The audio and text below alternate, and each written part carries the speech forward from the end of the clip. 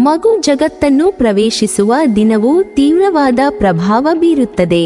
ಇಷ್ಟೇ ಅಲ್ಲ, ಅವನ ಹೆತ್ತವರಿಂದ ಮಗುವು ಪಡೆಯುವ ಹೆಸರು ಅದರ ಜೀವನದಲ್ಲಿ ಒಂದು ದೊಡ್ಡ ಬದಲಾವಣೆಯನ್ನು ಮಾಡುತ್ತದೆ. ಅದರ ವ್ಯಕ್ತಿತ್ವ ಹೇಗಿರುತ್ತದೆ, ಅದರ ವೃತ್ತಿಜೀವನದಲ್ಲಿ ಅದು ಹೇಗೆ ಸಾಧನೆ ಮಾಡುತ್ತದೆ ಇತ್ಯಾದಿ. ಆದರೆ ಸಂಖ್ಯಾಶಾಸ್ತ್ರದಲ್ಲಿ ವಿಶ್ಲೇಷಣೆಯ ಪ್ರಮುಖ ಅಂಶವೆಂದರೆ ಸಂಯೋಜನೆ. 2 ಅಂಶಗಳು, ಹೆಸರು ಮತ್ತು ಹುಟ್ಟಿದ ದಿನಾಂಕ. ಇಂದು ಸಂಖ್ಯಾಶಾಸ್ತ್ರದ ಪ್ರಕಾರ ಸಂಖ್ಯೆ 2ನೇ ತಾರೀಕು ಹುಟ್ಟಿದ ಪುರುಷರ ಬಗ್ಗೆ ತಿಳಿದುಕೊಳ್ಳೋಣ. ಈ ದಿನ ಹುಟ್ಟಿದವರಿಗೆ ಚಂದ್ರ ಅಧಿಪತಿ. ಒಳ್ಳೆ ಸಂಧಾನಕಾರರು ಇವರು.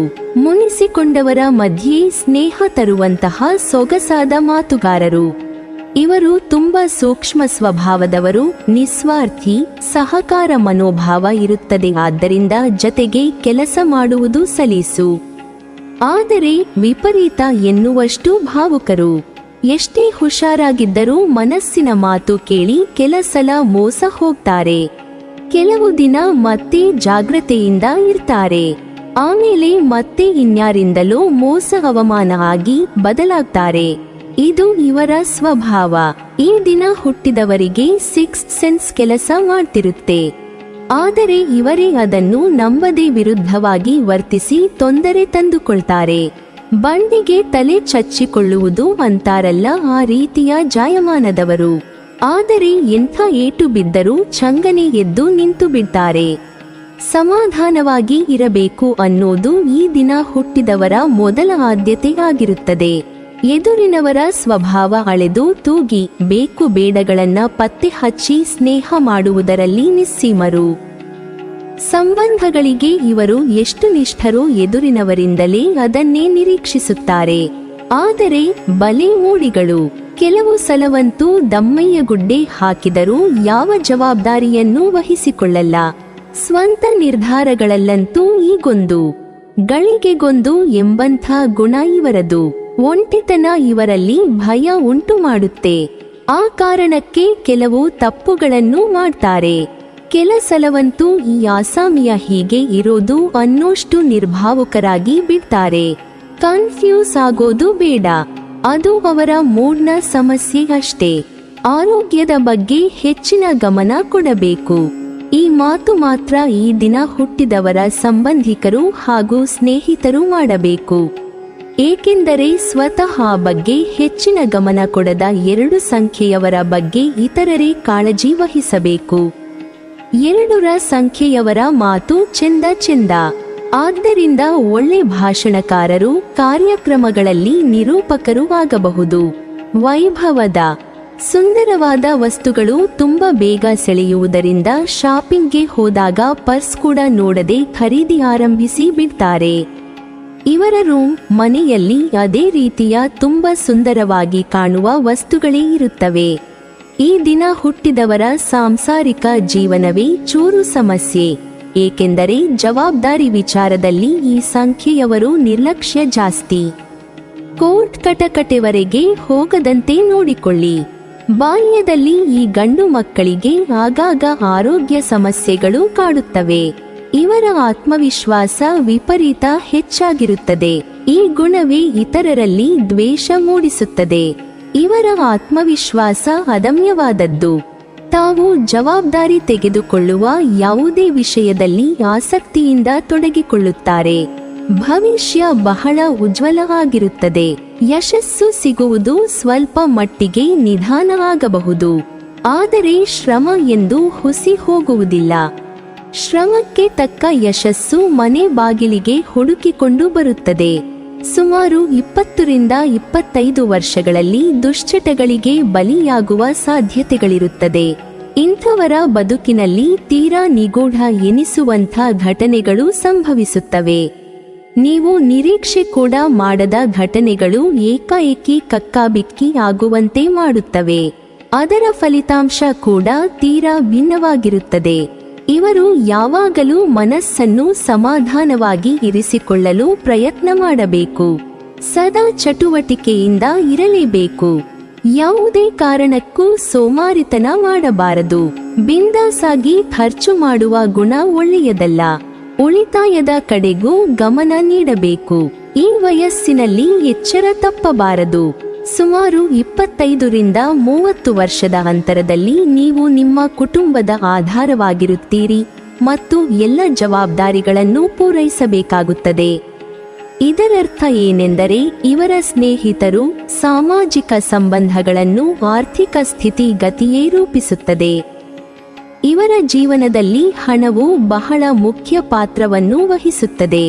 ಇವರಿಗೆ ಸಿಗಬೇಕಾದ ಗೌರವ, ಸ್ಥಾನಮಾನಗಳು ಸಿಗಲಿಲ್ಲ ಎಂದಾಗ ಒಂದಿಷ್ಟು ಬೇಸರ ಆಗುತ್ತದೆ. ಅದು ಸಹಜ. ಆದರೆ ಎಂಥ ಕಷ್ಟದ ದಿನಗಳನ್ನು ದಾಟಿಸುವ ಸಂಯಮವನ್ನು ಕಾಯ್ದುಕೊಂಡರೆ ಭವಿಷ್ಯ ಉತ್ತಮವಾಗಿ ಇರುತ್ತದೆ ಎಂಬುದನ್ನು ನೆನಪಿನಲ್ಲಿ ಇಟ್ಟುಕೊಳ್ಳಬೇಕು. ಇವರ ಜೀವನದ ಉದ್ದಕ್ಕೂ ಬಹಳ ಜವಾಬ್ದಾರಿಗಳನ್ನು ಹೊರುತ್ತಾರೆ ಮತ್ತು ಯಾವಾಗಲೂ ಪ್ರಾಶಸ್ತ್ಯ ಹೊಂದಿರುತ್ತಾರೆ. ಇತರರಿಗೆ ಹೋಲಿಸಿದರೆ ಮದುವೆ ನಂತರ ನಿಮ್ಮ ಜೀವನದಲ್ಲಿ ಪ್ರಬಲವಾದ ಬದಲಾವಣೆ ಆಗುತ್ತದೆ. ದೊಡ್ಡ ಮಟ್ಟದಲ್ಲಿ ಗಟ್ಟಿಯಾದ ಪ್ರಯತ್ನ ಹಾಕದ ಹೊರತು ಸುಲಭವಾಗಿ ಏನನ್ನೂ ಬಿಟ್ಟುಕೊಡುವ ಪ್ರವೃತ್ತಿ ಇವರದಲ್ಲ. ಜನರ ಜತೆಗೆ ನಿರಂತರವಾಗಿ ಸಂಪರ್ಕದಲ್ಲಿ ಇರಬೇಕಾದ ವೃತ್ತಿಯನ್ನೇ ಬಹುತೇಕ ಇವರು ಆರಿಸಿಕೊಳ್ಳುತ್ತಾರೆ. ಎದುರಿನವರಿಗೆ ತಮ್ಮ ಅಭಿಪ್ರಾಯ ತಿಳಿಸಲು ಅವಕಾಶ ನೀಡುತ್ತಾರೆ. ಇವರು ಯಾವುದೇ ಕಾನೂನು ಬಾಹಿರ ಚಟುವಟಿಕೆಯಲ್ಲಿ ಕಡ್ಡಾಯವಾಗಿ ತೊಡಗಲೇಬಾರದು. ದುಷ್ಟ ಜನರಿಂದ ದೂರ ಇರಬೇಕು. ಸಣ್ಣ ತಪ್ಪು ಕೂಡ ಆಗದಂತೆ ಎಚ್ಚರಿಕೆಯಿಂದ ಇರಬೇಕು. ಸುಮಾರು 35ನೇ ವಯಸ್ಸಿನ ನಂತರ ಜೀವನದಲ್ಲಿ ಬಹಳ ಪ್ರಯಾಣಗಳನ್ನು ಮಾಡುತ್ತಾರೆ. ಅದು ತಮ್ಮ ಉದ್ಯೋಗ ಅಥವಾ ವೃತ್ತಿಗೆ ಸಂಬಂಧಿಸಿದಂತೆ ಆಗಿರಬಹುದು ಅಥವಾ ವೈಯಕ್ತಿಕವಾಗಿರಬಹುದು. ಎಲ್ಲ ರೀತಿಯಲ್ಲೂ ಆಗಿರಬಹುದು. ಬಹುತೇಕರು ಸುಂದರ ರೂಪು, ತೀಕ್ಷ್ಣ ಬುದ್ಧಿ, ಧಾರ್ಮಿಕ ಚಿಂತನೆ ಒಳಗೊಂಡಿರುತ್ತಾರೆ. ತಮ್ಮ ಉದಾರತೆ ಕಾರಣಕ್ಕೆ ಜನರಿಂದ ಗೌರವ ಪಡೆಯುತ್ತಾರೆ. ವಯಸ್ಸು ಆದಂತೆ ಗೌರವ, ಮನ್ನಣೆ, ಸನ್ಮಾನ ದೊರೆಯುತ್ತದೆ. ಇವರ ಗಮ್ಯ ಬಹಳ ದೊಡ್ಡ ಮಟ್ಟದ್ದಾಗಿರುತ್ತದೆ. ಜೀವನದ ಉದ್ದಕ್ಕೂ ಹಲವರಿಂದ ಪ್ರೀತಿ, ಗೌರವ ಪಡೆಯುವಂಥ ಅದೃಷ್ಟ ಇರುತ್ತದೆ. 40 ವರ್ಷಗಳ ಸಮೀಪದಲ್ಲಿದ್ದಾಗ ಇವರು ಯಾವುದೇ ಕ್ಷೇತ್ರದಲ್ಲಿ ಇದ್ದರೂ ಅದರಲ್ಲಿ ಯಶಸ್ಸು ಪಡೆಯಲು ಸಾಧ್ಯವಾಗುತ್ತದೆ. ಜೀವನದಲ್ಲಿ ತುಂಬಾ ದೊಡ್ಡ ಮಟ್ಟದ ಯಶಸ್ಸು ಕಾಣುತ್ತಾರೆ. ತಮ್ಮ ಸಾಧನೆಯ ಕಾರಣಕ್ಕೆ ಸನ್ಮಾನ ಪಡೆಯುವಂತೆ ಆಗುತ್ತಾರೆ. ಆದರೆ ಇವರಿಗೆ ಸಿಗುವ ಅಧಿಕಾರವನ್ನು ದುರುಪಯೋಗ ಮಾಡಿಕೊಂಡು ಕಷ್ಟದಲ್ಲಿ ಸಿಲುಕಿಕೊಳ್ಳುವ ಸಾಧ್ಯತೆ ಇರುತ್ತದೆ. ಇವರ ಜೀವನದ ಬಹುತೇಕ ಘಟನೆಗಳು ತುಂಬಾ ಹತ್ತಿರದವರು, ಸ್ನೇಹಿತರ ಮೇಲೆಯೇ ಅವಲಂಬಿತ ಆಗಿರುತ್ತದೆ ಮತ್ತು ಅವರ ಜತೆಗೆ ಹೇಗೆ ಸಂಬಂಧ, ಸ್ನೇಹ ನಿಭಾಯಿಸುತ್ತಾರೆ ಎಂಬುದು ಕೂಡ ಮುಖ್ಯವಾಗಿರುತ್ತದೆ.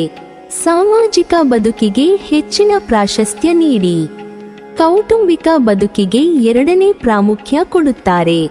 ಸಾಮಾಜಿಕ ಚಟುವಟಿಕೆಗಳು ಹಾಗೂ ಆರೋಗ್ಯ ಸೇವೆಯಲ್ಲಿ ತೊಡಗಿಸಿಕೊಳ್ಳುವ ಸಾಧ್ಯತೆ ಹೆಚ್ಚು. ಜಾಗೃತ ಸ್ವಭಾವ ಹಾಗೂ ಕಠಿಣ ಪರಿಶ್ರಮದಿಂದ ದೀರ್ಘಾವಧಿಯಲ್ಲಿ ಅನುಕೂಲವಿದೆ. ಕೀರ್ತಿ, ಸಂಪತ್ತು, ಯಶಸ್ಸು ದೊರೆಯುತ್ತದೆ.